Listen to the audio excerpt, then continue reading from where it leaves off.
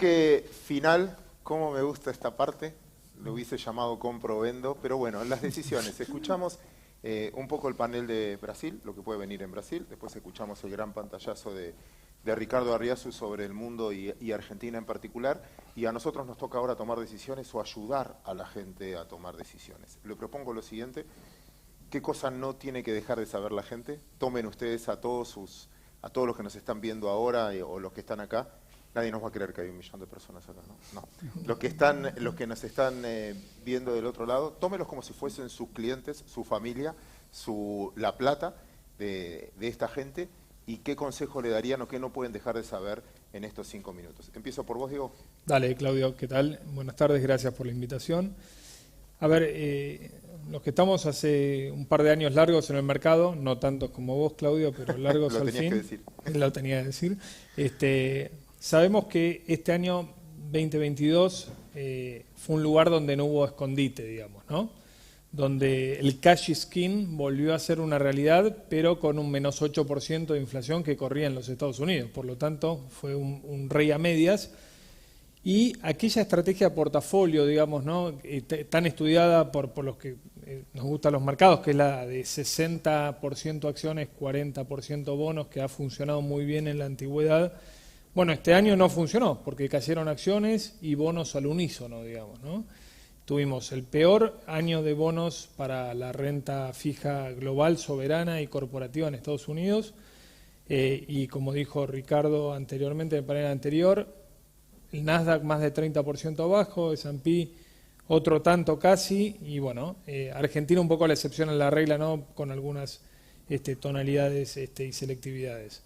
Ahora, yo creo que es una muy buena noticia si uno no tiene invertido dinero hasta este momento, digamos, ¿no? Para comenzar hacia el futuro a aplicar esta estrategia de 60-40. ¿Por qué? Porque hace casi 3 años atrás la renta fija en el mundo era mirada de una manera muy, muy extraña. De hecho, hubo un sesgo muy grande de todos los inversores de moverse de los cuponeros, digamos, latinoamericanos, que nos gustan los cupones, que nos gustan los bonos, que nos gusta recibir flujo.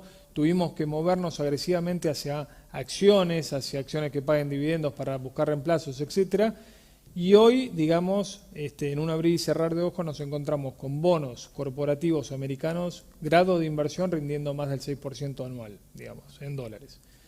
Y yo abono la tesis un poco de Ricardo de que yo creo que tasas de interés e inflación en los Estados Unidos se van a encontrar en torno al 4,5-5% a final del año que viene. Por lo tanto, comenzar a mirar la renta fija no me disgusta estos niveles y por lo tanto aplicar esa estrategia de 60-40 puede ser una buena idea. En Argentina sabemos que los bonos no tienen mucho cupón, los soberanos, las ONs han actuado muy bien como salvaresguardo, y acá creo que le voy a dar el pie a Juan, no estuvo arreglado, pero creo que alguien me dijo que iba a hablar de bonos corporativos, así que creo que también para Argentina y para el inversor local onshore hay hoy oportunidades en ese sentido. Necesito repreguntarte una cosa chiquita. Sí. Digo, ahora, no importa cuánto tiempo, 1 año, 6 meses, 5 meses, el costo de oportunidad del dinero ya es del 4% anual. Piso. Sí. Es un problema. Cosa que tu generación, no sé si lo vivió esto de tener un 4% de oportunidad del dinero. Siempre fue tasa negativa, ¿no? Sí. Bueno, no tanto. Yo empecé en el 2002, ¿no? Allá con los Lecó, Patacones, etcétera, y Estados Unidos con Greenspan tocó la tasa 1% y después la subieron al 5,25 antes de que venga la crisis de la hipoteca subprime. Por lo tanto, no a esta velocidad de inflación, pero claramente hoy hay mucha más demanda de los inversores que tenían la plata o sus dólares descansando al 0% contra una inflación global del 2% prepandemia. Y ahora se pone mucho más nervioso, digamos, porque cash is king, pero estoy comprando menos bienes y servicios con este 8% de inflación. Y la última repregunta, y te dejo descansar, por la firma a la que perteneces. Lo decía yo en la presentación y fue el motivo de las encuestas finalmente. ¿Para qué hacíamos las encuestas? Que es la expectativa previa que tiene la gente. En tu sensación, la mayoría de la que te llama, perdón que sea autorreferencial en esto, a mí cuando me llaman y me preguntan, che, ¿por qué baja? Y siempre contesto lo mismo, porque tenés, si no, no te harías esa pregunta. ¿Y por qué sube? Es porque quedaste afuera, si no, no te harías esa pregunta. Siempre. ¿Cómo sentís al mercado en esta sensación? ¿Está comprado todavía? ¿Está empomado todavía? ¿O hay liquidez como para dar vuelta a esto? No, está más empomado, por decirlo de alguna manera coloquial y romántica. Creo que sí hubo mucha liquidez que fue saliendo del mercado cuando esto se puso bastante más turbio a principio de año y la inflación no cesaba y la Fed nos decía transitoriedad de la inflación contra algo que parecía mucho más grande. Creo hoy que sí hay interés, pero como todo, en los pisos, sin tratar de adivinar dónde está el piso, el pesimismo es tanto que te nubla la posibilidad de levantar el teléfono, de llamar a tu asesor y decirle, che, es momento de comprar. Buen dato, cuando nadie espera nada. Juan, tu turno. Sí, tomando lo que dijo Diego, primero creo que tenemos que dejar de mirarnos el ombligo un poquito en Argentina. Los bonos soberanos argentinos cayeron un 40% este año aproximadamente en dólares y pensamos que es por motivos todos nuestros, sino los bonos de nuestra liga, Sri Lanka, Ecuador cayeron parecido, 35, etcétera, con lo cual es un mundo global, financieramente integrado, incluso para Argentina, aunque parezca que no. Lo que sí se diferenció, y tomando también el pie de Diego, son los bonos corporativos quizás en Argentina. Los bonos corporativos arrancaron el año con un muy buen colchón de rendimiento comparado con otros bonos latinoamericanos o de economías emergentes, y tenemos este año, en lo que va del año, el índice de bonos corporativos emergentes cayó un 20%. Eso considera el cupón, con lo cual si ese índice cobra 7 de cupón, los precios cayeron un 27%. Los bonos corporativos argentinos no cayeron. Contando el cupón, incluso un poquito subieron. Por ejemplo, Arcor, Capex, Raxa, TGS, Pampa, Pan American, Tecpetrol. No solo fue que arrancamos con mejores paridades, con mejores cupones, sino también que tenemos bastante buenos gerentes financieros, están muy acostumbrados a tomar recaudos y también se beneficiaron de la medida del central. Están comprando al 30% antes de rolar deuda a dólares oficiales. Eso hace que el apalancamiento baje y eso lo benefició. Con lo cual creo ahí que hubo valor, hay un poquito de valor, porque eso rinde hoy entre 9 y 13, pero hay un poco menos de valor relativo. ¿Por qué? Porque hay buenos nombres de Brasil o México, Investment Grade rinden 6,5, Bimbo, JBS, y nombres, no Investment Grade, pero muy buenos, Brasil, Nexa, México, Citza, rinden 8,5, 9. Eso hace que el interés un poco se traslade. Y lo mismo pasa quizás con los bonos soberanos, ¿no? O sea, creo yo, como Diego y como Ricardo, el mundo no va a jugar a favor el año que viene, sobre todo a los bonos emergentes y a los mercados emergentes. Ahora bien, quizás tarde un poquito más en Argentina en llegar, porque la deuda distress, la nuestra, habiendo tantas cosas buenas al 8 al 9, el mercado espera un poquito más para comprar deuda distress como la nuestra. Dicho eso, creo que deberíamos hacer un poco los deberes, o mejor dicho, como inversores, pensar si el próximo gobierno va a hacer los deberes en saltar de liga. Porque en el flujo emergente quizás vamos de 20 y pico de paridad a 30, pero para jugar en otra liga necesitamos cambios de verdad.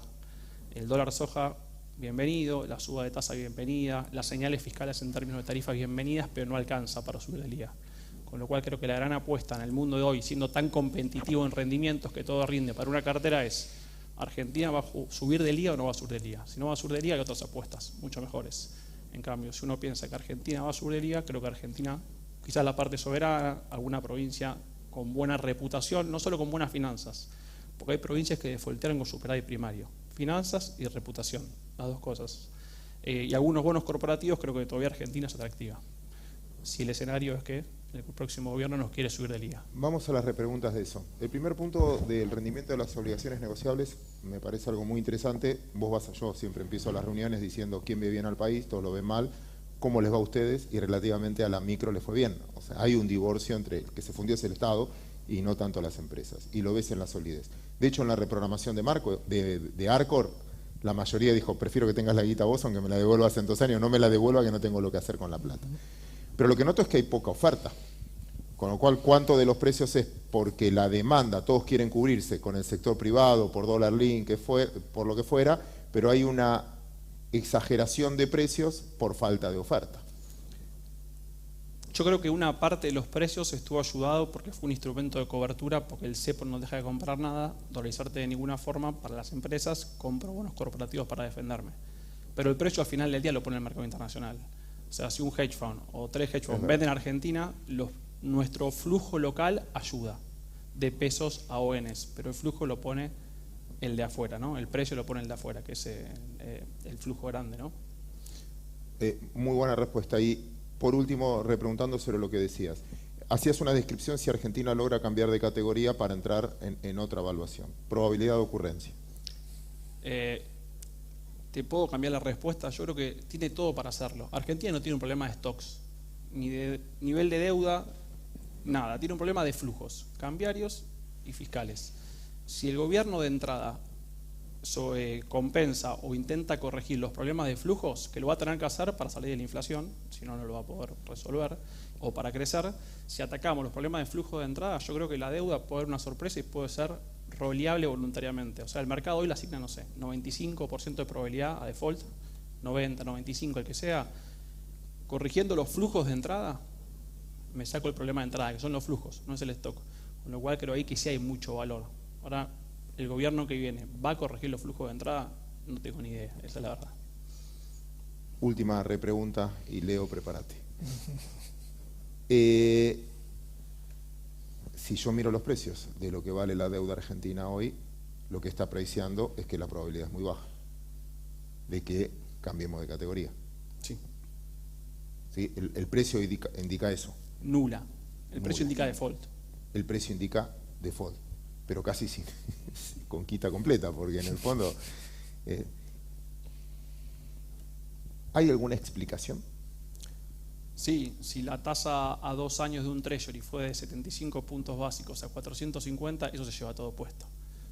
Hay que sumarle factores domésticos, claro que sí, pero fue más regional. O sea, un bono de Brasil soberano cayó este año, corríjame, pero cayó un bono de 10 años, cayó 15% y 7%.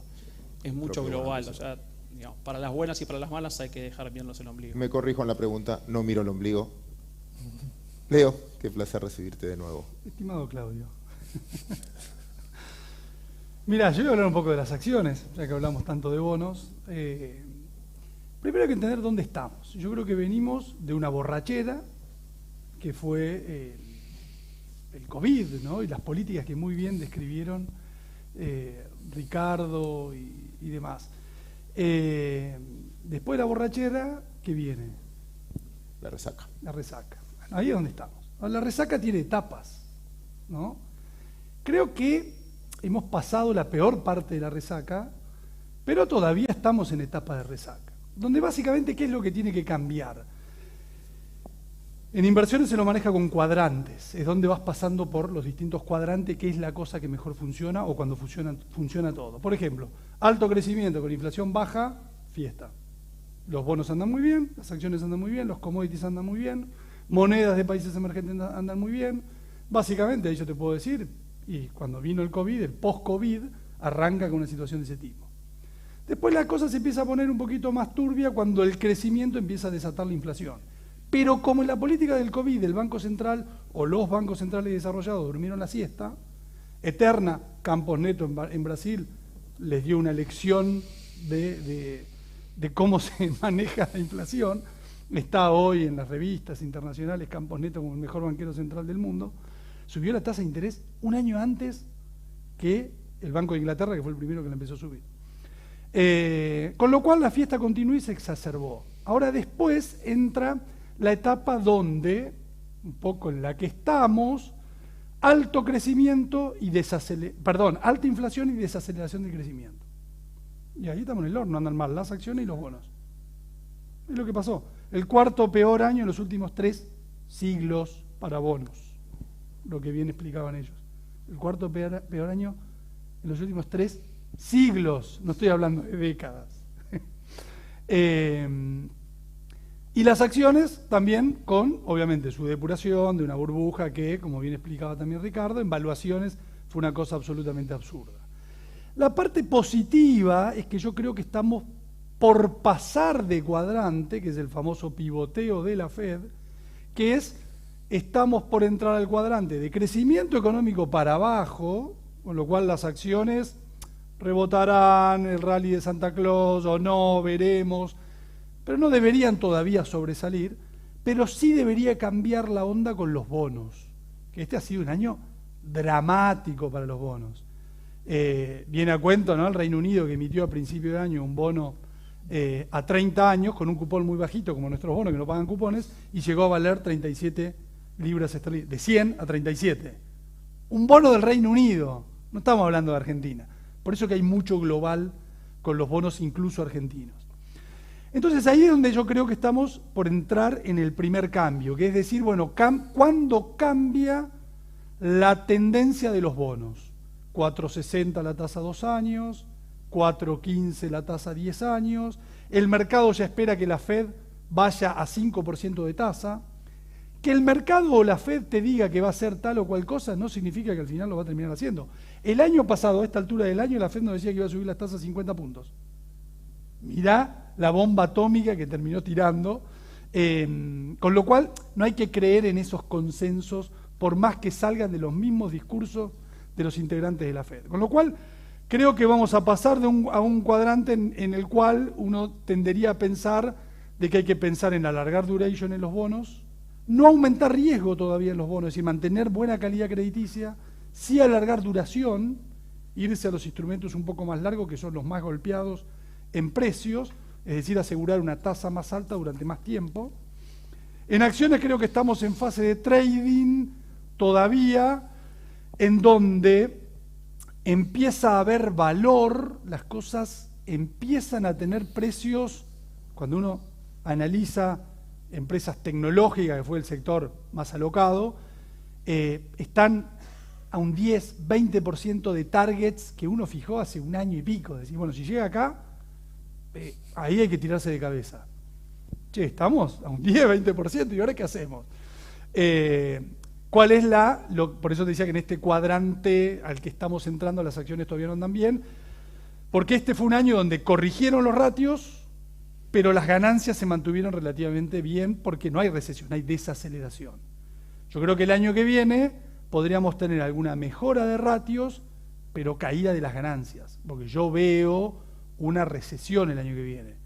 Recesión suave, veremos, imposible de pronosticar, pero creo que este fenomenal aumento de tasas, creo que este shock en el precio de commodities se va a terminar traduciendo en una recesión. En esa recesión se ven impactadas las ganancias de las empresas y ahí donde el trade-off el año que viene es al revés.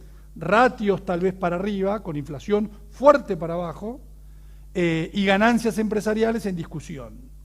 Entonces, en términos generales, creo que estamos en la última etapa de la resaca, por eso no hay que confundir el pánico del dolor de cabeza, de lo mal que la pasaste en toda esa etapa de la resaca. Queda todavía por delante, pero después de la normalidad, borrachera, resaca, viene la normalidad. De la última etapa de la resaca vamos a pasar a la normalidad. Ahora, la normalidad, para los que analizamos los mercados de manera más normal, es justamente normalidad. Tasas de interés van a quedar más altas, los retornos van a ser más mediocres, posiblemente las burbujas no sean tan frecuentes y los bancos centrales desarrollados aprendieron a que no tienen que exacerbar los comportamientos irracionales. Entonces, pensar que los últimos 10, 15 años, donde tuvimos varias burbujas bastante seguido, no sea algo que se pueda repetir. Repregunto ahí, por lo que vos describías, si estoy comprado en un activo perdiendo plata, alguna acción, ¿es tarde para pasarse al 4% o todavía no? No, primero dime qué activo tienes y te diré si guardarlo o no. Por ejemplo, tecnología, ¿no? Es un rubro que yo no soy especialista, me he metido en el último tiempo a buscar oportunidades.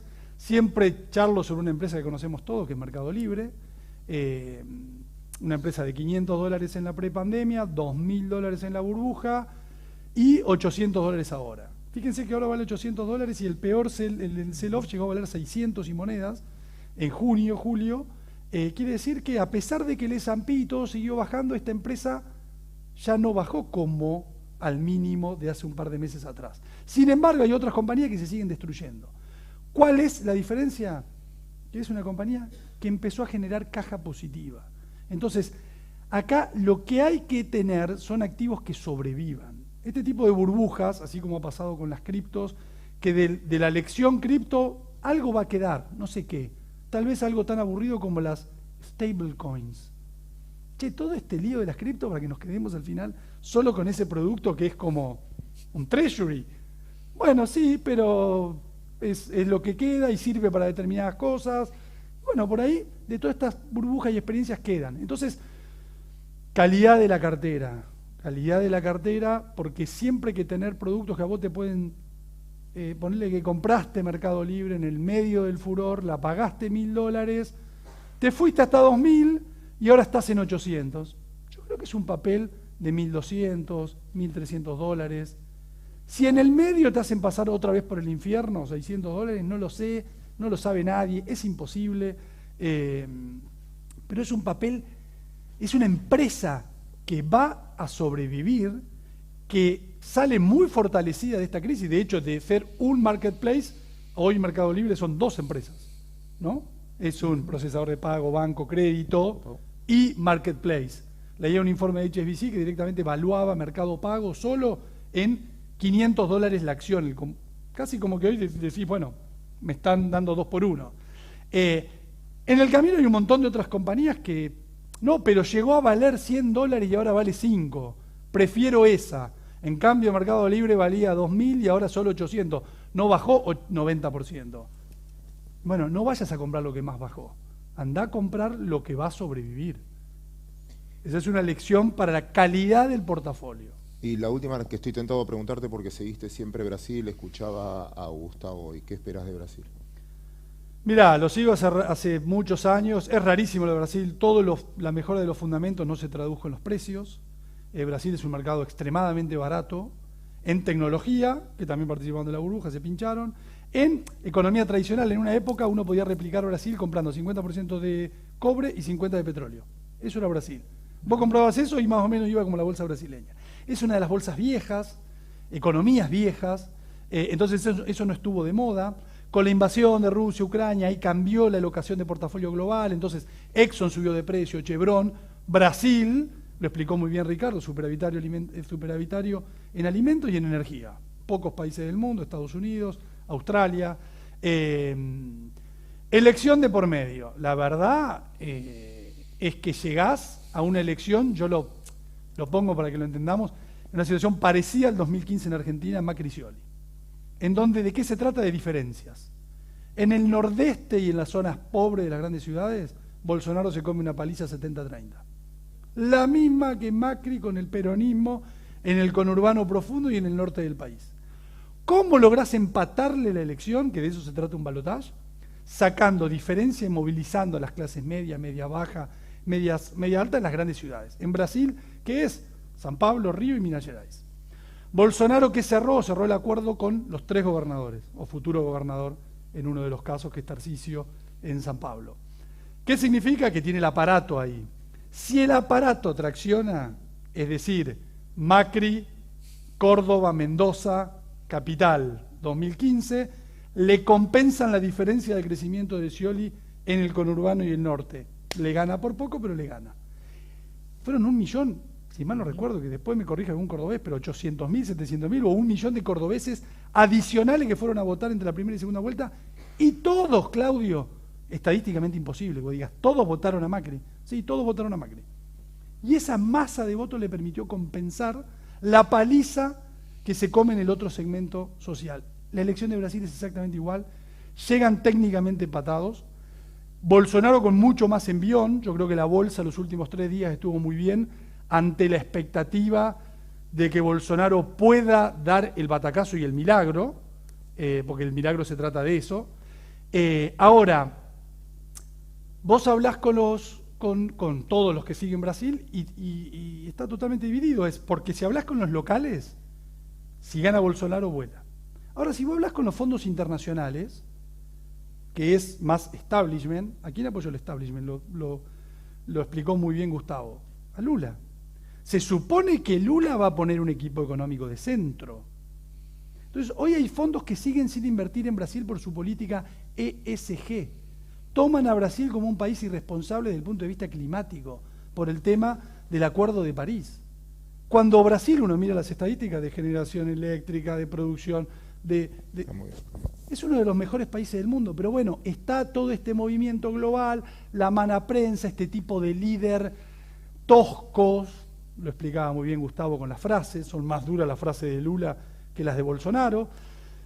En un mundo que comparte hoy derechos de quinta generación, otra cosa, entonces ese tipo de líder no le gusta a los fondos internacionales. No me termina de quedar claro. Creo que con Bolsonaro podrías tener un rally de corto y no sé si va a entrar la plata de afuera, que no entró en estos 4 años. Con Lula podrías tener una decepción inicial, pero si viene con un equipo de centro, podrías tener toda esa plata de afuera entrando.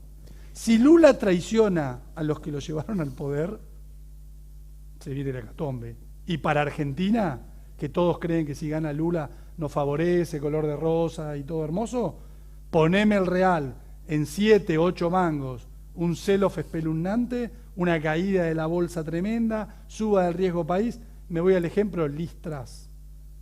O sea, si Lula traiciona y se va con un equipo económico, que es el que le escribió el programa de gobierno de Lula es horrible, es muy parecido al tercer gobierno del PT, o sea, el gobierno de Dilma. Estamos en el horno. Wow, no me calmaste. Necesito decir algo, perdón que los incluya también por el cambio generacional, ¿no? de ustedes hacia nosotros. Una vez ve a los fondos, como los conservadores, pero cambiaron mucho, porque los que manejan fondos hoy tienen menos de 30 años. Y el valor de la sustentabilidad o el valor de la tecnología no es gente como nosotros, o como yo, en este caso de corbata, Exacto. el único que vino de corbata, para nada. Es gente que piensa distinto y ve la economía distinto. Entonces a veces queremos formatear, no, los fondos no van a querer, es al revés. Hay un cambio generacional. Va abierta la pregunta para que empecemos a discutir. Yo me voy a poner muy egoísta tratando de interpretar a la gente y poner un par de ítems de mercado, bien de mercado.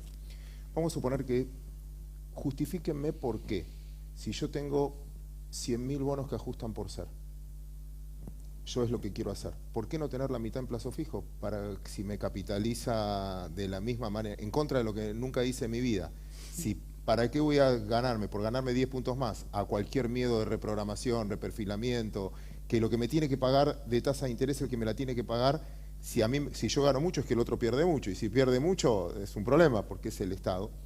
¿Y por qué no tener la otra parte en los bonos AL30, AE38, en la misma cantidad de nominales? O sea, no la misma plata. Si tengo 100.000 bonos, tengo 100.000 de esto, que me vale el 20% y estoy mucho menos comprado.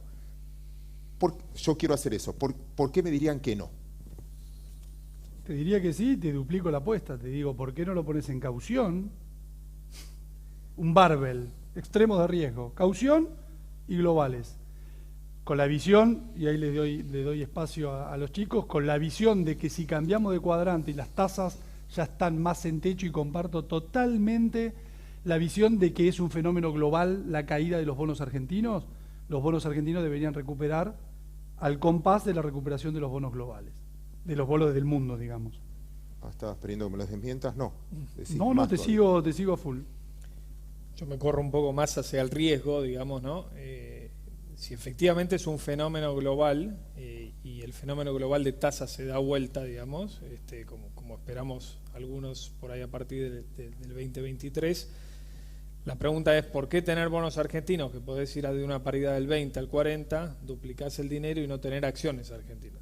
O sea, yo tengo un sesgo siempre de mi formación y de mi forma de pensar las carteras siempre hacia el equity y la renta variable, pues me gusta contar historias, y la historia para contar del fisco argentino es muy difícil.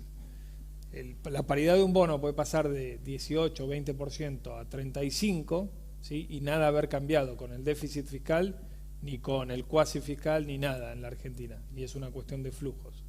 En cambio, yo me siento más seguro, desde mi punto de vista del portfolio personal, y lo que yo le puedo decir al cliente final, o al inversor, o al asesor, es... Bueno, efectivamente, si eso pasa en la Argentina con los bonos, acciones vas a multiplicar por 2, por 3, por 4.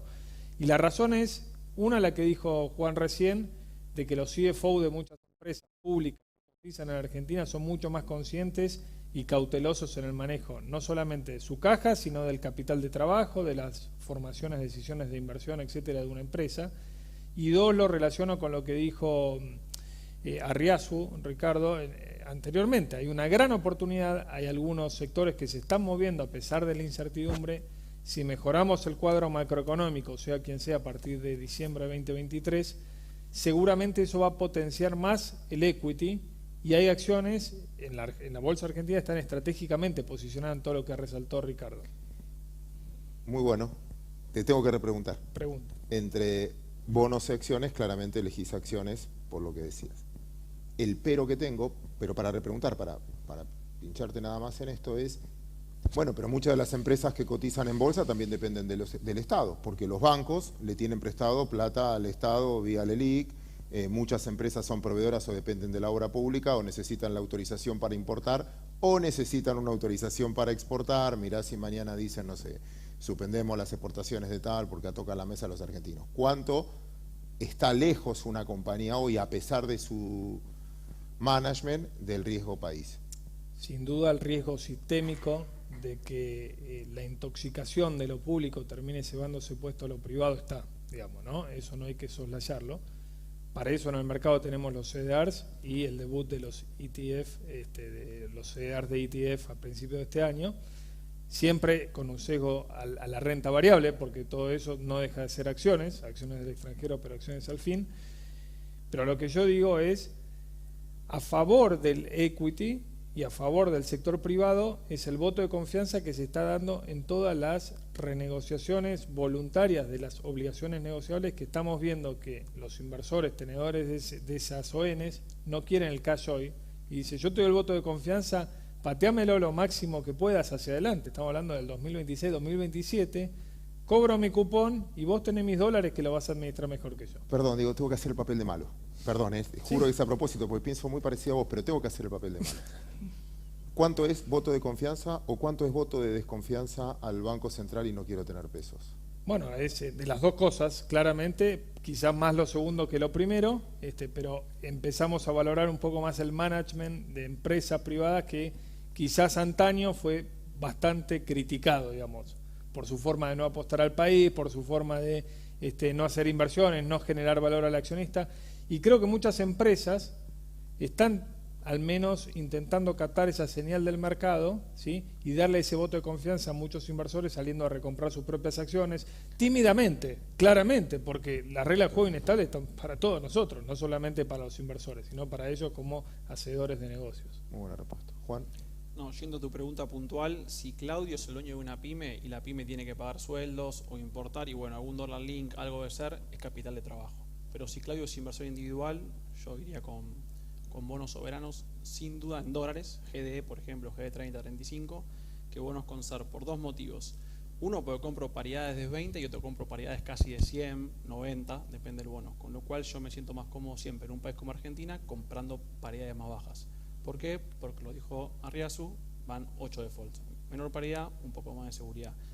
Y segundo, ¿cuándo me puede convenir un bono con SER? Bueno, cuando el tipo de cambio real medido al contado con liquidación se aprecia, o sea, el CSL baja en términos reales. Pero si eso pasa es porque somos un país un poquito mejor, un poquito más confiable. Con lo cual los bonos van a subir de paridad también. Con lo cual, como Claudio individual, yo iría a GD30, GD35 y no a bonos con SER. Gracias por reafirmar mi opinión. Entonces, vamos, una vuelta más le quiero dar a esto, que es lo siguiente. Todos ustedes trabajan con clientes, son muy seguidos en las redes. Bueno, la Cámara está muy contento que ustedes estén acá porque finalmente son formadores de opinión. Claramente son formadores de opinión. ¿Cómo notan al mercado? Que estamos cazando en el zoológico porque estamos todos con activos esperando que venga otro a comprar y no viene nadie. Estamos todos esperando en la vidriera, pero mira qué linda la puse la vidriera, mira qué linda puse la vidriera y no viene nadie. O hay mucha plata líquida que solo está buscando el momento. Déjame, si querés, empezar con una discrepancia que ustedes no se dieron cuenta, pero la quiero resaltar porque me parece importante. Vos hablaste de AL y Juan habló de GD. Legal. Déjame ponerme del lado de Juan y déjame ¿No estar en crees en la ley legislación internacional. argentina? Somos pocos y nos conocemos mucho. Si vamos a bajar el riesgo, déjame en lugares donde ya se han ganado juicios y tenés un respaldo legal. Dicho esto, te diría que hoy el mercado argentino es meramente transaccional, son flujos, pesos, como decía Ricardo. Si no hay pesos, no habría dólares. Yo creo que si no hubiese existido tantos pesos, tampoco los bonos argentinos corporativos tendrían las paridades que tienen. Hoy se justifica mucho en una cuestión de cepo. Hay un cepo fuertísimo, durísimo, que hace que los activos que implican reducir el riesgo, soberano, que ha perdido mucha reputación en las últimas décadas, cuestan mucho para lo que es el país. Por ejemplo, las propiedades, vemos que se construyen edificios nuevos, o sea que los pesos se van a reciclar a cosas que, bueno, que de alguna manera no te lo van a poder defaultear, cambiar las condiciones, lo que sea. Entonces creo que estamos en un mercado por ahora meramente transaccional. Es interesante hablar con algunas de las empresas que hacen negocio en Argentina, cuando hacen algunas rondas por el exterior. No, nada, cero. La reunión ahora en Washington del fondo, cero Argentina, nada, ni un panel, no existimos, no estamos. Miramos los fondos, la posición de los fondos, algunos de los fondos que son hoy los que están liquidando algunas tecnológicas regionales, atención, que llegó a ser uno de los mayores tenedores de Galicia, que la liquidó y la reventó compró caro y después fue el responsable de la baja. Son todos tipos que ya no están más acá. Eso es bueno. Eso es totalmente bueno para un gobierno el año que viene, que arranque, no sé de qué manera, de qué forma, con qué plan, y pueda captar la atención de nuevo de muchos de estos fondos que se quemaron con leche. Vamos a tener que mostrar resultados concretos. No creo que nos crean solo con mostrarnos bonitos como nos pasó en el gobierno de Macri. Creo que en esta nos va a faltar un poquito más. ¿Voy con otra o alguien quiere agregar algo? No, los experimentados. En realidad no es mía, sino es de la encuesta. Se le preguntó a la gente, con mucha participación, y agradecemos mucho que ello haya pasado, ¿cree que el próximo gobierno reestructurará nuevamente la deuda? Después les contesto qué dice la gente. Yo creo que es inevitable que haya una reestructuración. El tema son los términos, digamos, ¿no? Y la voluntad. O cómo se resuelve todo el tema de pesos, digamos, ¿no? Yo, a diferencia de Arriazo, a mí sí me preocupa lo cuasi fiscal, digamos, porque si bien él dice es la única deuda no está indexada, es cierto, pero la capitalización está por arriba de la tasa de inflación en este momento, por lo tanto no importa, la tasa nominal es lo suficientemente alta para que capitalice arriba de la tasa de inflación. Y ahí hay un problema, claro. Pero de vuelta, me parece que en términos amistosos, obviamente cambia mucho la generación y construcción de confianza hacia adelante, y me parece, y no descarto que pueda llegar a haber algún escenario del tipo junio-julio con la deuda indexada cuando estemos ya lanzado 2023 con la política bien de frente. Gracias, Diego. ¿Algo? Yo disiento un poquito con Diego, creo que el nuevo gobierno, cuando asume, noviembre, diciembre del año que viene, en el 2024 vencen 2 puntos del PBI, menos 1 punto del PBI, perdón. Recién en el 2025 empieza a pagar capital. El nuevo gobierno tiene 12 meses para corregir flujos. Corregir flujos. O sea, los primeros 100 días tienen que corregir flujos fiscales y cambiarios. Si hace eso y el mundo ayuda un poco, si cambia el contexto global, creo que podemos ir a un rollover de deuda natural. Más caro, menos caro, pero natural. Ahora bien, si el mundo no ayuda, por ejemplo, no sé, hoy operó un bono de una siderúrgica Investment Grade americana 2027, hoy rinde el 7%. Investment Grade americana de un sector muy consolidado. Si eso no cambia, no solo Argentina va a tener problemas. Pero digo, si el mundo ayuda un poco, que creo que hay cierto consenso entre los tres acá, creo que es totalmente evitable el default. Es muy buen punto, porque y en el mercado a eso le da 0 probabilidad de ocurrencia, con lo cual una fichita lo hace aún más interesante. Se ve que estamos comprados ahí. El punto acá está muy bueno en algún punto decir que ya más bajo el cupón no puede, la reestructuración de cupón ya fue. Entonces, desde ese punto, ¿cuánto más puedes pedir? ¿Algo para agregar? Nada para agregar. Te cuento lo único. Le cuento entonces, perdón, me equivocaba, casi la mayoría, diría el 80%, ya debe estar en los precios. Explica los precios de hoy, está viendo esa reestructuración. Y la última, que me parece muy interesante, yo me voy a adelantar un poquito, si va a haber un trade electoral, que así como hubo en el 2014, 2015, yo soy de los que se equivocó y espero haber aprendido de que pagué para ver. Y ahora no sé si pago para ver. Primero voy a ver el cambio y después quizás pague. Entonces, la pregunta es, ¿va a haber un trade electoral donde la expectativa de cambio haga que el mercado pueda reaccionar para arriba? Acá voy a ser trillado un poco, me parece que sí, flujo mata fundamento y me parece más que si empieza a haber flujo hacia las regiones, a Brasil específicamente, en Chile algo estamos viendo ahora, con todas las limitaciones de la política y todo, más la expectativa, digamos, de cuando se conozcan realmente quiénes van a ser los candidatos presidenciales en la Argentina y se diriman las primarias, puede haber ahí un rally. Obviamente, y yo esto lo digo siempre, tenemos nuestro trabajo en la Argentina, nuestra casa en la Argentina, nuestros hijos viven en la Argentina, el colegio argentino. Si te gusta el trade electoral, no hagas un all-in porque la vas a pasar mal, digamos. Y a diferencia del 2015, me parece que el rally puede tener, primero, patas mucho más cortas y después el inversor va a estar esperando, una vez que asuma el nuevo gobierno, reformas en los primeros 90 días, digamos, ¿no? El margen de acción es muy diferente al que tuvo Macri y compañía en 2015. Perfecto. ¿Respuestas no?